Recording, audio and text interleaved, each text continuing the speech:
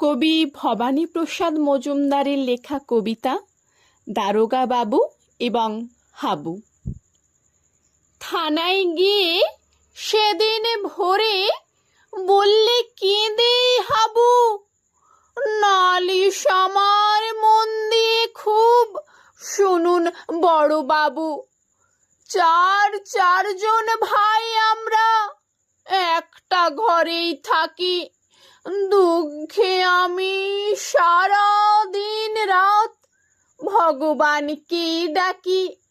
বর্দা ঘরে 7টা বিড়াল পোষেন ছোট বড়, মেজদা পোষেন 8টা কুকুর, যতই বারণ করো।